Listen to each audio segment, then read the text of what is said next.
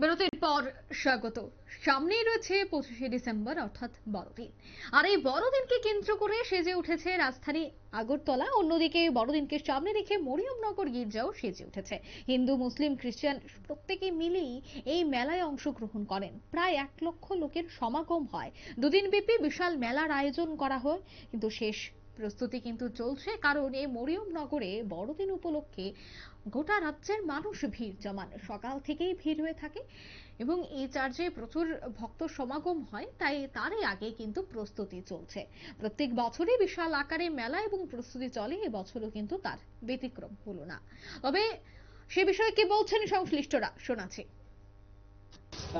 আমরা mother Mary যাকে বলি, কুমারী মারিয়া, ওনার থেকে অনেকরা কামনা পেয়েছেন, আশীর্বাদ পেয়েছেন। তো তার জন্য অনেকটাই, যেমন এখানে আমরা ওই স্ট্যাচুটা এখানে লাগাই যখন, তখন অনেকটাই এখানে মোমবাতি জ্বালায় প্রার্থনা করে।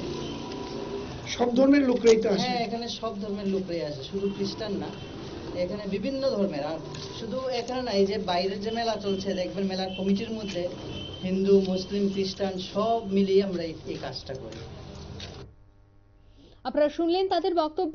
বড়দিনকে কেন্দ্র করে সেজে উঠেছে রাজধানীর সহ রাজ্যের বিভিন্ন গির্জা। তবে রাজধানীতে এই মরিয়মনগরে কিন্তু একটা চাহিদা, বা মরিয়মনগর কিন্তু প্রত্যেকের পছন্দের প্রথম তালিকায় থাকে। এই মরিয়মনগরে যেহেতু বিশাল মেলা হয়, সেই মেলাতেও দেখা যায় জাতি, ধর্ম, বর্ণ নির্বিশেষে প্রত্যেকেই সামিল হয়ে থাকে। তাই এবছরও চরম প্রস্তুতি চলছে, শেষ তুলির টান চলছে, সাজিয়ে তোলা হচ্ছে গির্জাকে।